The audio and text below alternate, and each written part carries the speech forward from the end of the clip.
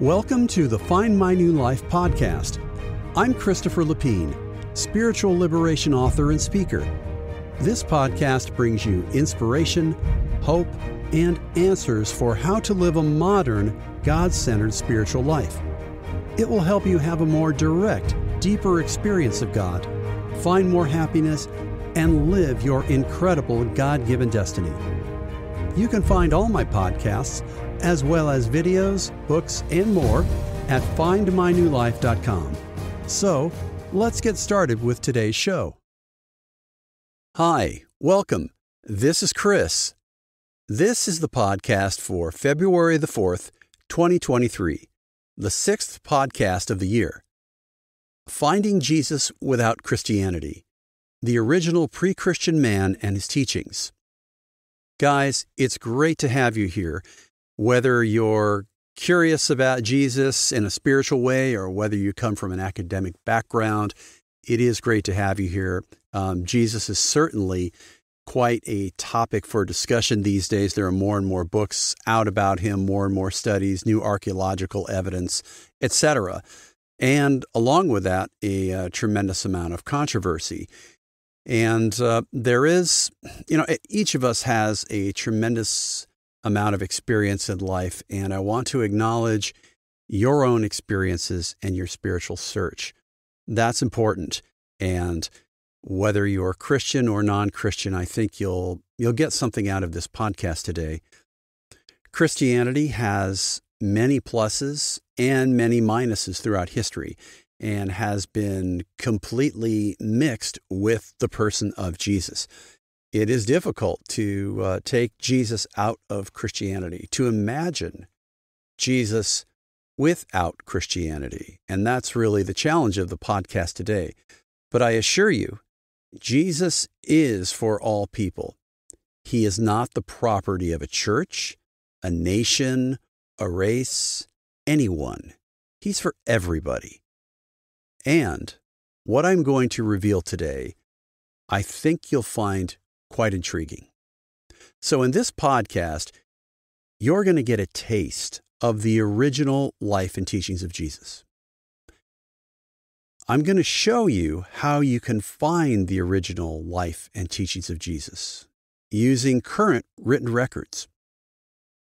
I'm going to provide you a new, liberating way to understand and evaluate Jesus and his original teachings. You'll come away with a new understanding of Jesus, the man. You'll have a new understanding of the original teachings of Jesus. You'll have a new way to experience Jesus one-to-one without Christianity. And most of all, you'll have a new understanding of and a new doorway to God.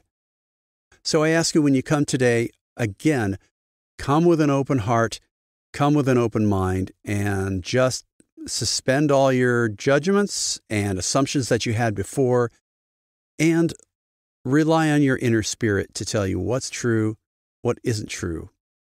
If you feel that hope, let it grow in you. If you feel new insights, accept them, consider them, go forward. It's not too good to be true. And of course, make your own decisions as you go forward today. This is going to be a little bit longer podcast, but please stay with me. I promise you it's going to be great. You're going to get what you're looking for, hopefully, today. So the first consideration in really finding Jesus before Christianity, without Christianity, is just imagining back. Let's imagine 7 BC. And the first thing we realize is that he was in his time, grew up as a normal man in Nazareth. He was born in Bethlehem, and so had the same kinds of challenges that we've had, period, through his life. And we know that after he died, Christianity was born. So the way that most of us view Jesus, most of the world does, is, of course, through the lens, through the filter of Christianity. Please understand that there are good Christians, there are bad Christians. It's a mix like any other group. Christianity has done a tremendous service to this world, has brought much good to this world, and is the chief proponent and spreader of truth about Jesus. And that's an amazing accomplishment, an amazing achievement. Christianity has also had a lot of problems that large organizations do. It started out, of course, with the preaching of Peter, later Paul and other preachers, and it spread mainly throughout the West. It went eastward a little bit. But gradually, the original teachings of Jesus were altered. In the initial preaching of Peter, and especially with Paul, if you compare those later teachings with exact quotations from Jesus, there's a big difference. There is actually quite a significant difference. And that's where the problem lies. Christianity then was adopted by the Roman Emperor Constantine and in a way militarized and then adopted throughout the empire. It made it safe to be a Christian. The Middle Ages came with the darkness and the superstition and the marrying of the church to kings and queens, the approval of kings and queens by the Roman Catholic Church. And most of life was absolutely controlled, regulated by the church. It was a religious totalitarianism. And so people rebelled against that. And that's where much of modern materialism comes in. And then today's Christianity is very far away from what Jesus originally taught. Whether you read about sexual abuse scandals of children, misuse of money, the marrying of politics and religion, the effects have been very, very hard on Christianity. But Christianity is filled with good people, for the most part, who are seeking after God and trying to follow God. And like any large group of people, any large organization, it is subject to the problems of the concentration of power and so forth. So again, remember that most of us were trying to look at Jesus through the lens of all those problems. And so it distorted our perception of them. I mean, many people thought that he was kind of a frail Italian-looking guy, but we know that he was, a strong Jewish man in his time. So we got to peel back those layers to get to the original Jesus, and it's an amazing revelation. I promise you, it's much greater than what we could have imagined. In the Bible, the Christian Bible, there's approximately 40 solid pages of Jesus quotes or about the life of Jesus, the Gospels. If you took out all the duplications, it's about 40 pages. So there's so much more about his life, and oh my God, wouldn't we want to know more? So again, open-mindedness is the key today. I ask for your open-mindedness. Trust for the Spirit in you. Go courageously. And first, look at the direct quotations from Jesus in the Bible. That's a lot of what I'll be going off of today. But I'm also bringing in a new source of information. It's a new revelation. And that's where I'm really going to need your open-mindedness to just hang on, bear with me, and keep an open mind. In 1942, a new revelation of Jesus occurred on this planet. It's called the Urantia book. You may have heard about it. Again, keep an open mind, please. And I'm going to read some quotes and things like that and see if it resonates with you. You can look it up online. You can get it in most bookstores. Okay. Based on the quotations from Jesus in the Bible and based upon quotations from the Urantia book, and a lot of the Urantia book is a new revelation about the life of Jesus, written by angels. This is what we know. So let me go through. What were his original teachings? First, you are a child of God. The Spirit of God is inside you. The Spirit of the Creator of the entire universe lives in you. The kingdom of heaven is within you. God loves you unconditionally. He forgives you for all your mistakes, all your sins, everything. And that the only thing you need in order to be part of this new spiritual experience, to discover God, is a sincere hunger for the truth and a sincere hunger to grow as a person toward perfection. And when you have that, you will realize that God is your loving Heavenly Father. God is not a man, God is not a woman, but God is a loving Father. He has created the entire universe. He protects it. He upholds it. He sustains it. He is your loving Father, divine Father. That means we're all sisters and brothers. This is the core of what Jesus taught. And that the only thing you need to do in order to experience salvation, in order to experience the spiritual experience inside, is use your faith and believe. Accept that you are a child of God. Accept that He is your loving, divine Father. We are all sisters and brothers. Accept that His Spirit lives within you. And by accepting, by letting your mind believe with faith, you open the door to experiencing that reality. Your life should be dedicated to doing the will of God, to grow toward life eternal. Your life is to be a life of service, not self-examination, but service to others. The point of all this is to grow toward the Father, to come home to the Heavenly Father of the entire universe. The key 5 critical aspects of Jesus' teachings are these. Number 1, the individual is preeminent. That means that the individual person is cared for and is the priority of God. The person. Your will, number 2, your will in your life is the determining factor of what you will experience and become.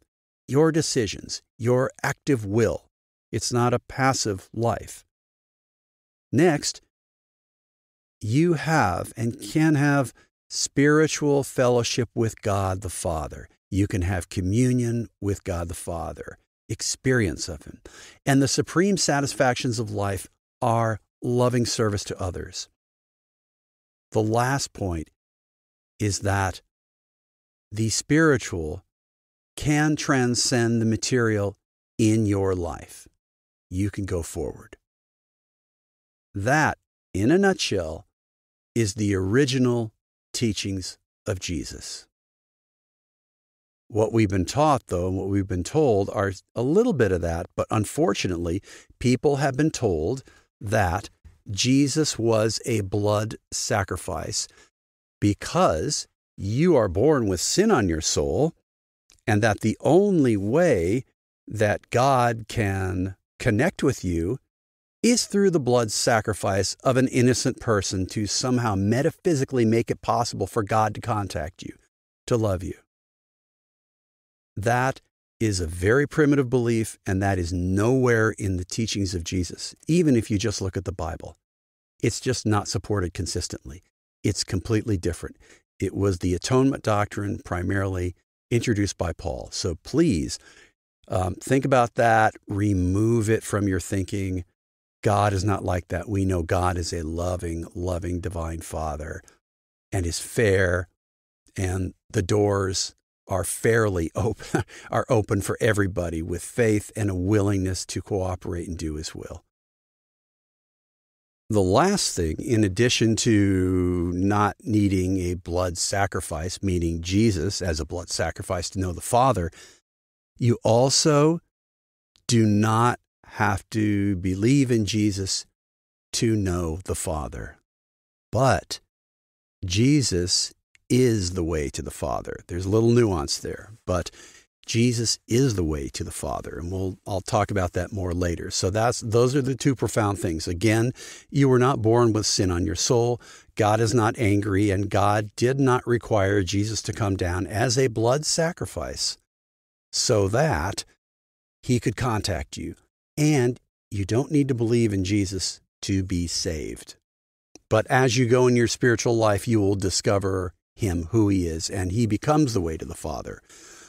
And again, if you look at original quotations of Jesus in the Bible, and if you look at the Urantia book, you will find this is true, this is consistent.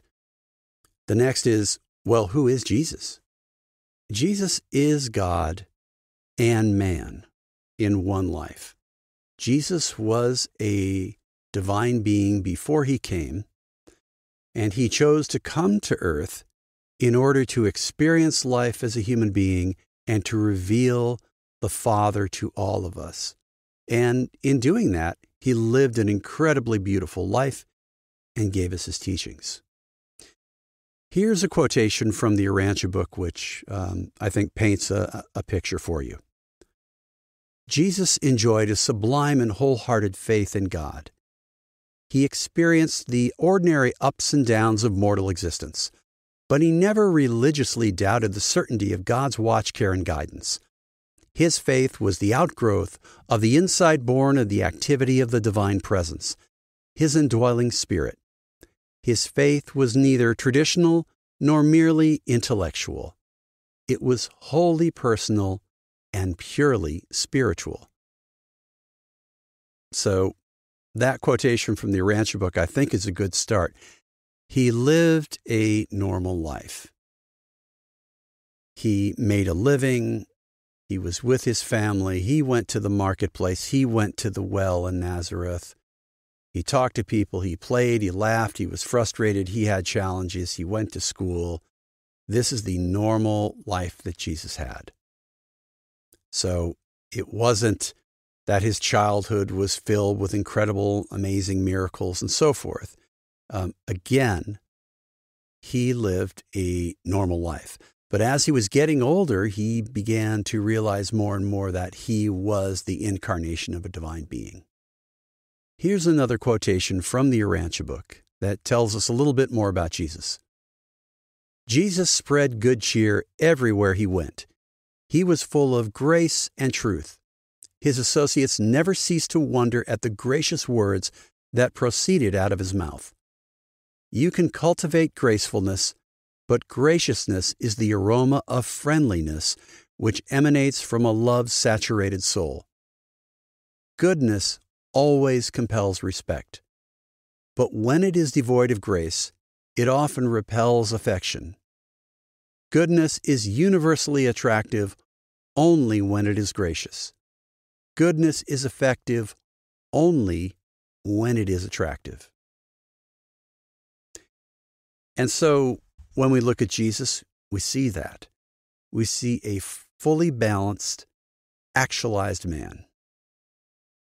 Jesus is truly a revelation of God the Father to us. When we see Jesus living his life, making his decisions, moving through the world, we are seeing exactly what God the Father would do if he were in human form. Jesus was God the Father in human form. Again, his mission was to experience life as we do, to reveal the Father, and to spread his teachings. He wasn't involved with emancipating the Jewish people or starting a political movement. His mission was purely spiritual. And today, he lives on as a divine being. He is our Father brother. He is the way to the Father because he has given his Spirit out, a Spirit of truth that lives in our minds and prepares us to experience the Spirit of the Father that is also inside us. So at this point, I hope you're still with me and I hope you have an open mind. A lot of this is new and different. But so far, what this means, the points I've made, is that, number one, it's real easy to know God, to start the process. It's faith. It's belief in the Spirit within, belief in your universal Father, having that hunger for truth, having that hunger to grow, which leads you to accept with full faith God within. And once you do that, then you move down the road you are expected by God to live a life of service to others and growth. And Jesus is the Father incarnate. And he lived a life to experience it as we do and to reveal the Father and share his teachings. So we come to one of the most dramatic events in his life, and that is his execution by the rulers. Why did this happen? People wonder. What's going on? Now, traditionally, most of us were told that Jesus needed to be executed. He was a blood sacrifice that the Father in heaven required so that it would be possible for the Father in heaven to contact us and give us all his love.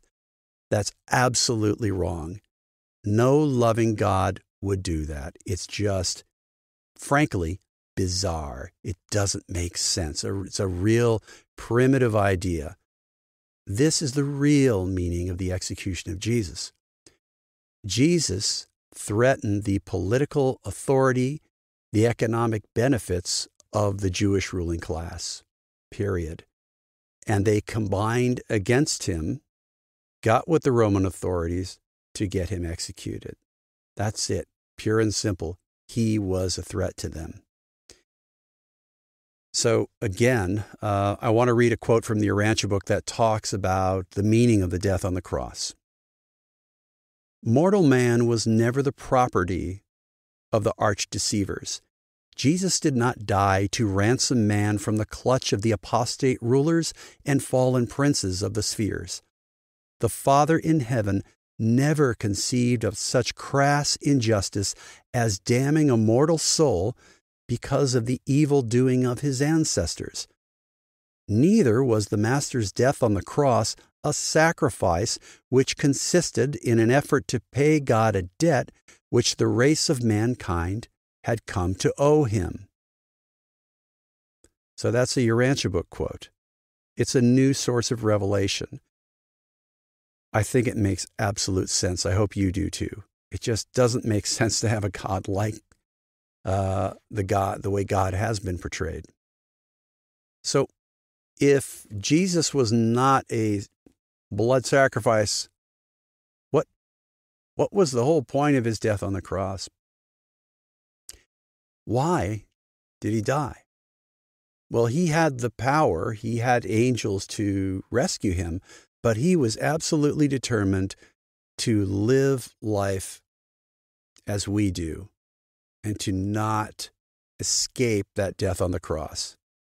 And that's what the Father's will was, for him to live a genuine human life. Here is another quotation from the Urantia book about how love triumphed over all in the death of Jesus on the cross. To Jesus, mortal life had dealt its hardest, cruelest, and bitterest blows. And this man met these ministrations of despair with faith, courage, and the unswerving determination to do his Father's will. Jesus met life in all its terrible reality and mastered it, even in death. He did not use religion as a release from life. The religion of Jesus does not seek to escape this life in order to enjoy the waiting bliss of another existence. The religion of Jesus provides the joy and peace of another and spiritual existence to enhance and ennoble the life which men now live in the flesh. If religion is an opiate to the people, it is not the religion of Jesus. On the cross, he refused to drink the deadening drug, and his Spirit, poured out upon all flesh, is a mighty world influence which leads man upward and urges him onward. The spiritual forward urge is the most powerful driving force present in this world. The truth-learning believer is the one progressive and aggressive soul on earth.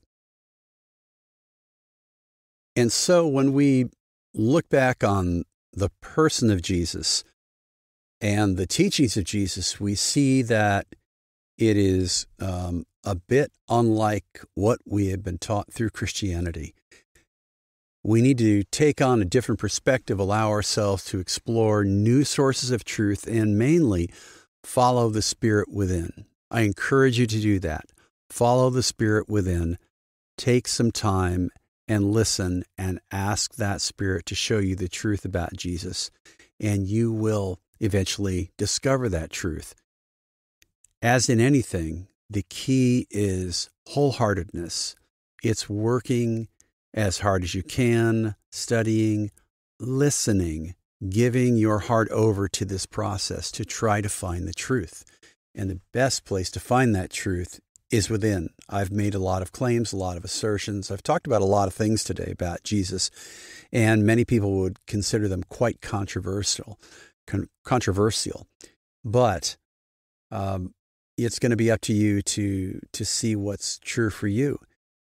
And remember the original teachings of Jesus, that when you believe that you are a child of God, when you accept the Father's Spirit within wholeheartedly, you realize that God is your Creator, is your Father, and a perfect, loving Creator that accepts you no matter what, and will give you all the help you need when you need it, in the way you need it, for as long as you need it, to help you progress spiritually.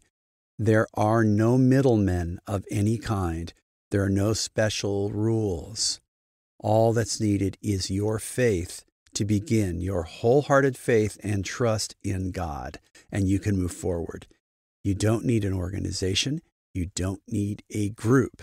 And certainly, your salvation is not based on the idea of a blood sacrifice. God, if He wants to love you, will love you, period, and does. There are no barriers, only our willingness to listen and experience that sublime love of the Father. And that's really what the life of Jesus was all about, was revealing the love of the Father. And Jesus lives today as a divine being who has sent out His Spirit, and we can use that Spirit to understand His teachings better and live them better in our day and generation. We can get the confidence we need. You can feel more joy, more power to truly understand your value and destiny, to truly understand the power, the spiritual power inside you that you can exercise. Jesus is truly astounding, far beyond what we thought He could be.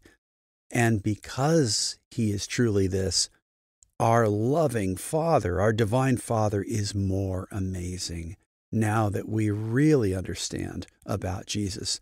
So I invite you to go out, have your own search for truth, grow, discover part 4 in the Urantia book. Discover the quotations of Jesus in the Bible. Those are going to be your best guide, and Jesus' Spirit is going to be your best guide to the truth about His life and communion with the Father within you. Please remember that the founders of the Christian religion were well-meaning and did the best they could to interpret the teachings of Jesus. They really didn't have easy-to-use written records when they were observing Him. Much of this came to their memory after His life. So they did a remarkable job with what they have, and I am very indebted to their amazing work. And I have a Christian tradition, and I am indebted to that tradition. But it is now time for us to move on, as Jesus is leading us to move on, to understand His true life and teachings, to understand the full joy that we can only know by knowing and living His original teachings, that sublime life of spending time with God our Father and serving our sisters and brothers. Everybody, this has been Finding Jesus Without Christianity, the original pre-Christian man and his teachings. I hope you guys have a great week. I hope you enjoyed today's podcast, and if you have any suggestions or comments, please put them down. Again, please subscribe if you haven't. I've got more that I want to provide for you. And if you know anybody who might like what I'm doing, have them subscribe as well. On my website, there's also a way to sign up for periodic alerts about things that I'm producing for you, because I really do want to serve you as best I can. So send in your ideas and so forth. I'd be happy to try to answer those questions and provide some things for you. Everybody, I will see you next week. I hope you have a wonderful week. Thanks for listening today. I hope it helped you on your journey. Go to findmynewlife.com for all my podcasts and much more. If you'd like to contact me with ideas or requests, use the Contact Me link on that website. I wish you the best on your spiritual journey. Remember, you are a child of God and we are family. You could claim an amazing destiny. See you next time.